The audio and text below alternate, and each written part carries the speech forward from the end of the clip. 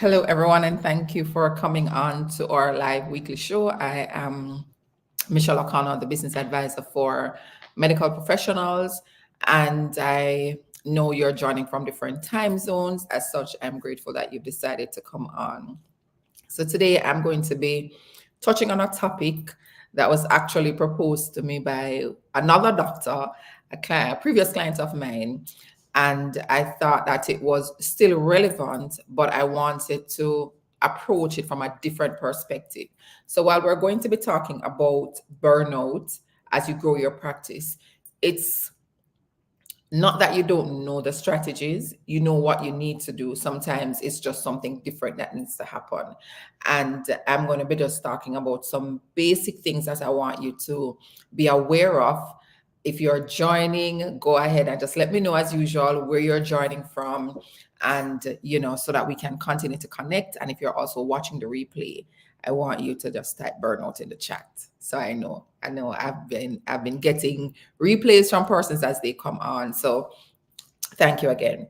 So as you think about you go about your daily routines and you have your practice, you've started something that you love. I want you to take a moment, if you're experiencing burnout, to think about your why. We hear it, and sometimes it sounds cliche, but for me, one of the things I do is whenever I find that I'm feeling overwhelmed, I go back to my why. I ground myself in my why. Why am I doing this? Why is this work important to me? Is it that I want to make an impact on my community? Is it personal? Is it a family thing? Why do I need to do it? Go back to your why, because when you think about what you're doing, if you're not thinking about it in the eye of a greater purpose or through the eyes of a greater purpose, it can just feel like work. And I don't really want to do this. It's just something I'm doing that doesn't make any sense, or I'm making money from it, but I'm tired, I can't be bothered. Think about your why. And we're going to talk about how you build on your why as we go forward. So it's not just having a why and getting up and working, but once you have your why, let's talk about it. So why you need the why as well is sometimes we're doing things because we were either told to do it, or it's an expectation from friends or from family. Somebody told you that you're good at this thing, becoming a doctor was just the greatest thing that could have happened in your family. And so you went ahead and you did it. And here you are doing something that doesn't really connect with who you are. And I have a friend who, her daughter, she was going to high school. She wanted to become a doctor. She decided that after grade 12 or 13, I think, she wanted to just take a break. She wanted to take a year off. And during that year, what she did was she started baking and found out that she loved it, opened her own bakery, and then she ended up going to university to do that and not medicine. So it means then that, it's not, oh, you're a bright person, you should do the sciences. That's what we were told when we were growing up. You're in high school, you're good at the sciences, go and do medicine. But now that you're doing it, I want you to think about, why are you doing it? And I'm not saying change your profession. I'm just saying be connected to the why and have it documented. So when things get challenging, you can go back to your why and say, you know what, this is why I'm doing what I'm doing. The next thing I want you to do is know that you have your why. Ensure you have a plan.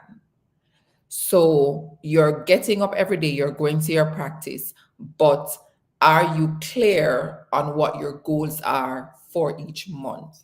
Are you clear on what your goals are for each week? If you have a team, is your team clear on what the goals are for your practice? Sometimes we can find ourselves spinning around, and this is another thing that causes burnout, because we don't know what's coming next. You show up every day, patients walk through the door, yeah, we're good. But do you know what's coming next? Do you know how many patients are coming in? And when you have a plan that's grounded on your why, what you're able to do is to plan for it. So I know that this month I want to impact, or I want to serve 100 patients. How many patients does that work out to per week? How many patients does that work out to per day? Do I want to work every day, or do I want to work 4 days per week, 5 days per week? Do I also want to work from 9 to 5, or do I want to work starting at 12 o'clock? Have a plan and create your practice around the plan for your life. Because what sometimes happens, and it happens just about any activity you're doing, is this thing is happening. This is not really how you plan to live your life. So in here is where the burnout and the confusion is, because there's a constant struggle between delivering what's happening every day and really living true to what you really wanted for your life in the first place. And so when you have a plan, you are very clear on what is happening. And by the way, you can achieve your goals, the same goals, in many different ways. What happens for us sometimes is that we are doing things the way others have done it and the way we see others doing it, not knowing that sometimes they have a team and sometimes that's what they want. Some persons want to work every day. They want to work 5 days. They want to work 7 days. You may not want to do that, but you can still achieve your goals. You can decide that 3 days out of the week, I am going all out. I am going to have a booked calendar. You can see, if you want to see 20 patients for the week, you can see 20 patients in 5 days, 4 days, 3 days, if you wish. So ensure that you have a plan. And last week I had a live, and I'm just checking the chat to see if I see anybody joining. Remember, if you're joining, go ahead and drop something in the chat. And if you have a question, maybe you've tried something that I'm sharing and Michelle, that doesn't work, go ahead and share it in the chat as well. Last week I had a live with Lawrence, and he shared something with me that I loved and that I'm also taking even for myself. As we were talking about wellness, we're having a health conversation. One of the things he said is he believes in the 5 wheels of life that I want to remind you of as you think about what your plan looks like for your practice: financial, fitness, health, spirituality, family, and community. So in the plan, as the CEO, how have you factored in all of these? So you have a financial plan. I hope you do. You have a financial plan for your practice. You know what your goals are. You know what your revenue targets are. You know your expenses. You know what is costing you to run your practice. You have your admin cost set up. You know what your profit target is. You have that set. The next thing is, what about your health goals? You know, if you're working all the time, are you finding time for yourself? And yes, Michelle, it's easier said than done, but I can guarantee you that with a plan, it can be done. There may be some things in your life that you probably need to shift, make adjustments to, but it can happen. How are you making plans for your fitness goals? Because as I said, the I'm trying to find the word, but the disconnect or the struggle or the tension happens when what you want for yourself and what is really happening, they are at war with each other. And so the more you can bring them into alignment, it may not be full alignment because we're not all okay and happy every day. There are times when things are just a little bit harder and it requires a little bit more than usual. However, as much as possible, how can I reduce the burnout that I'm having? And I started about with your why, and now we're talking about having a plan if you're just joining. I was talking to a client of mine maybe 2 years ago, and in having a conversation with her, one of the things we realized was that what she was doing and what she really wanted to do were at odds. And so it wasn't that the practice was the problem. It was just that what is being done is not aligned to who she was. And that is why I really encourage persons to think about your why and be aligned to it. So we're now talking about having a plan. Sarah Blake, and that's why I said that, I'm taking this from a different perspective, more than strategy, and really thinking about you, because you are the person who shows up every day. And if you are not okay for the most part, if you're not happy with what you're doing, you're not feeling fulfilled, there's something that is off, you are going to constantly be in this space of burnout or stress or just feeling tired, right? Another thing is, as Sarah Blakely's husband, I need to remember his name because I'm sure the gentleman don't like to be referred to as Sarah Blakely's husband. And every time I tell the story, this is what happens. So he gave the story of someone he listened to, and one of the things they shared, and I will never forget it, is that they take 2 hours per day for themselves. That way, at the end of the day, when he would have given to clients or your work or your patients or your family, your friends, you don't feel like, oh my God, I've not done anything for myself. And you may not be able to take 2 hours right now. Maybe you're able to take one. And that is also okay. It's okay if right now you're able to say, you know what, 1 hour for the day, I'm sitting in silence, or I'm going to read a book, or I'm watching a movie, I'm going to exercise, I'm going to move my body, you name it. Think about what it is that you want to do for yourself. But whatever you do, have a plan. When you have a plan, you are very clear about what you're working on, and you're not easily distracted. You're not adding other services to your practice because somebody is doing it and you hear that they're making money from it. You're not adding other services to your practice because it's a great idea. No, you are very focused about what you're doing. So for me right now, I am working on a live event in Jamaica. That is what I'm focused on. So a lot of other things, they look good and they feel good, and I can see that it will be great. But guess what? I'm very focused on what I'm doing. So your plan gives you focus, it gives you direction. So ensure you have a plan. So remember, you have your why and you have your plan. If you have any questions, go ahead and remember to leave them in the chat. Build a community. We are not able to do things by ourselves. And sometimes you go way quicker when you have somebody that you're moving with. And when you're a part of a community, remember that your community has access to information and people that you may not have access to. And when you join a community, you can either you're gaining support, you're gaining strategies, you're also sharing. People are like, oh my God, that's what you do. This is great. I have people to connect you with. I can tell you, I've had a few, maybe 3 meetings, just connecting meetings over the past week, and it was because I'm a part of a community.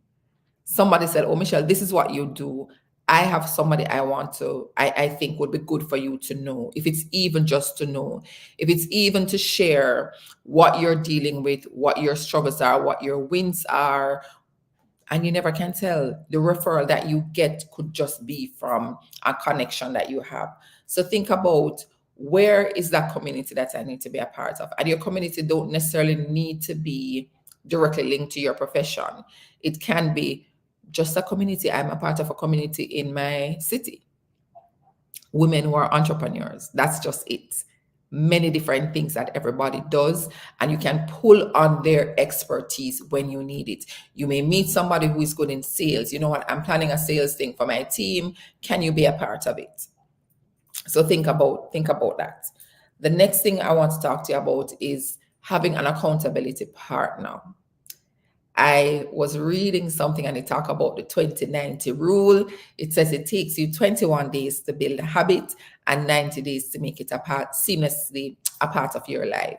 Now, whatever you decide to do when you create your plan, everything is linked. When you create your plan for your practice, you now need to implement and you need to make changes. And the plan that you're implementing may be a part of the 5 wellness strategy, the wellness wheel that I shared. But how do you now make this a part of what you do? My accountability partner and I meet every week, regardless of if we're going to meet for 10 minutes, 30 minutes, some weeks it's an hour, but we meet every week because we set goals and we hold each other accountable. And you want somebody who is not going to just, oh, it's okay if you didn't meet it. You want somebody who is going to come with a mind where they're providing you with strategies and they're holding you accountable to achieving the goals that you set. So when you have that person in your corner, this week was just an off week. I didn't get anything done. You have somebody who you can offload on. You're not just sitting in the corner and carrying this weight all by yourself, because that can cause burnout. As your practice is growing, sometimes it may grow faster than you plan. If you didn't have a plan, sometimes that works, or you have a plan and things just ballooned. It worked. When it is growing, you now need to think of a different way of approaching what you're doing. So how you were showing up for your practice when it was just $100,000 that you're generating is different from how you're showing up when you're generating over 500,000. So think about that. Who is the person in my corner where I can sit with them and say to them, listen, I need something different to happen for me based on where I am and based on where I see my practice going. Your accountability partner is going to keep you on track. Who are you meeting with? Whether you call him accountability partner, whether you call him your business bestie, you name it. Who are you meeting with? Thank you so much. Yes, yes. Non-negotiable. Hala is saying that Para's visualization of her day, gratitude, non-negotiable. Spiritual well-being is needed. So you never know what your day is going to unfold. One of the things I did a leadership training back in 2020. And it wasn't until after I realized what they were doing. In the moment, it felt hard and it felt very frustrating. But every morning, we were a part of a group, we were split up in small groups, and every day we needed to set an intention for the day. Whether that intention was, I'm going to be loving, I'm going to be kind, I'm going to be giving, I'm not going to be judgmental, whatever it is, we had to set that intention. And we had to report back to our group at the end of the day what happened. Were we true to that intention? What that was doing over the 4 months was it was equipping us to do that in our daily lives. As Hala is sharing about the non-negotiables, what are those non-negotiables? This is something that keeps us so distracted sometimes. When you wake up, is that the first thing you get? Or do you sit with yourself to just be grateful for another day and set what am I creating for today? Otherwise, you can get very distracted. You spend an hour doing something, or your day ends and you're like, oh my God, what did I achieve? And in having this conversation, another thing that comes to mind, make a list of your goals each week. What are the things that you need to get done? I have a productivity planner that I use, and I don't achieve everything. Right now, I have maybe for the past 4 weeks, I may have 1 or 2 things on each week that's not done, but at least I know it's there. So whenever I'm sitting and I'm feeling a little bit overwhelmed, I'm like, oh my God, I'm so tired. What am I going to do? Sometimes I just need to look back at that list, take a break, look back at the list, and I realize that what I'm doing is not aligned to what I planned to do, because we can get easily distracted. We are human beings, and a lot of things are happening in our world, right? And our mind. Whenever something comes to your mind, just document it. You don't need to take action on it immediately. It may not be for now, but write it down. And then when your mind is clear, you can go back to it. So we shared 3 things. Have your why. Be very, very clear on your why. Why does this thing matter to you? Why does my practice matter to me? Why does sharing, helping patients matter to me? Be clear on your why. Ensure you have your plan. You know what your financial goals are, your wellness goals, your spiritual goals, the goals to build community and family. Know what those goals are. Build a community and be a part of a community, because there you get help and you get support that you probably can't pay for by yourself. Have an accountability partner. That's 4. And the last one I want to share with you is hire experts. I have made a lot of mistakes in my entrepreneurial journey because I probably just wanted a little bit of help. Be very clear and intentional. I had shared a carousel here on LinkedIn, and if you're joining on Facebook, you would have seen it. YouTube, I can drop the link below the video. But one of the things I had shared is for us to ditch the traditional way of hiring. When you have your practice, you need to hire persons that are aligned to where your practice is going. So remember, initially I said all the things will be linked. If you have a plan, you know where your practice is going, so you know who you need and why you need them. So there are persons who may need somebody to be following them around, a social media person, because that's how they're planning to grow. There are persons who will need an admin. There are persons who will need a business advisor. There are persons who will need, everybody needs an accountant, but there are different things that you need. You may need a nurse. Somebody else may not need a nurse. So I want you to think about, when you have that plan for your practice, what are the things that you need to achieve the goals that you set when you did your planning? Everything is linked. Hire experts. It's going to cost you more. I can tell you, I've made some huge mistakes even at the start of this year. But hire experts, hire persons who know what they're doing and contribute to where your practice is going. So I hope this conversation helped you. Um, I'm just looking if I see anything in the chat. One of the, while I wait for anything to come through, I got a few questions when we talk about burnout. Michelle, I have a plan. I'm doing all the strategies, but something isn't working. When that happens, I normally encourage persons to go back and look within, because there is something there that's causing the burnout, and it may not be your practice, it could be something personal. And we normally joke about the fact that whenever somebody's having a challenging time, we tell them, oh, go sit on a counselor's chair. You never can tell, maybe there's something for you to bring up and to offload and to think about. Some persons are scared of success, so your practice might be doing very well, and everything you have in place, you have your advisor, you have your plan, you know your why, you have your experts, you have your team meetings, you name it, but something is off. I say go and discover what that thing is. I mentioned earlier about the leadership training I did before we even started thinking about our vision. What we had to do was to think about why we didn't achieve that vision in the first place. And what that brought up for a lot of persons were things that may have happened in their childhood days that affected them, and they're still not dealing with it. So every time they think of going after a goal, this thing blocks them and they don't get to move on. So when that happens, I say to persons, talk about it, find somebody you can trust, who is an expert, who can help you to figure out what, if your practice is doing what you wanted it to do and you're achieving the goals, why is there still something inside of you that's not working, or that's not connected to it? So that is something that I encourage persons to do. Another question I get is about the hiring of an expert. Sometimes persons may feel that, if you hire an expert, you need to have that person every month, or you need to have them on your payroll. There are different ways for you to achieve that.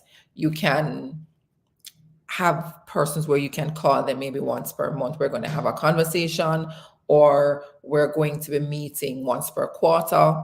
Or you can have an advisory board. You may not need one person. You can have an advisory board, and that person is coming together on a quarterly basis.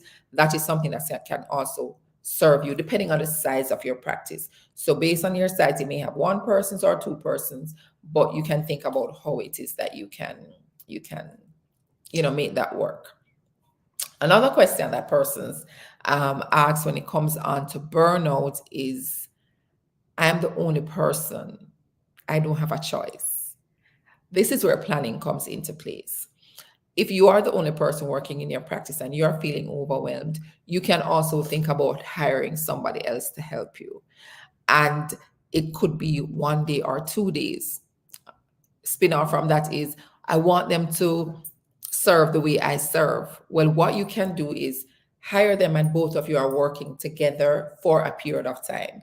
It may be 3 months, it may be 2 months, it may be 1 month, depending on who the person is and how they adapt to the environment. So you're working together, you're assessing, and you're seeing how that person is working, and then you slowly offload.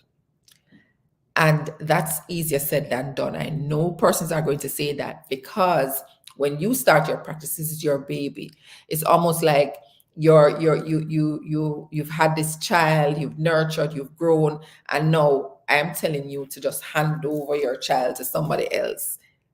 It takes courage and it takes trust. And that is why I encourage you to bring the person on, maybe for a year. Bring the person on, have them work with you, and you're not leaving, you're just reducing your hours. So those are a few questions that I got regarding burnout. But I thank you for coming on, and I hope this live served you. Go ahead and share.